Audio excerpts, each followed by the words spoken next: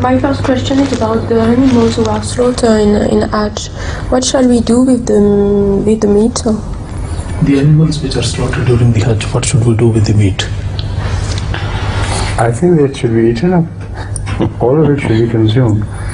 And it is consumed by the Arab Bedouins. The Holy Quran, speaking of Hajj, mentions that this is a means of showing Allah's grace by providing you also with food.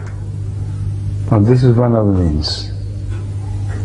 Atamahum min ju'in, which is the same God of this Mecca who fed them when they were hungry.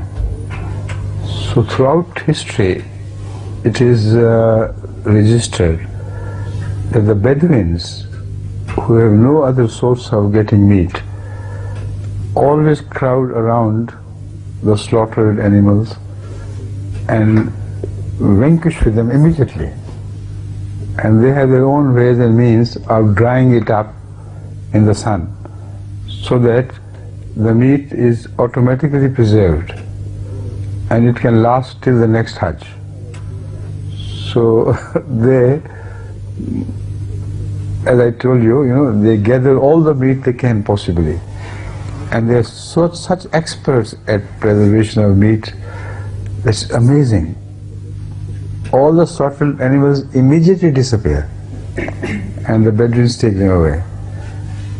Now, instead of that old system, it was the responsibility of Saudi Arabian government to install a new plant to preserve the meat which is slaughtered immediately as it is slaughtered. And those bags of such meat or cans of such meat should have been provided free to all the Bedouins in the area.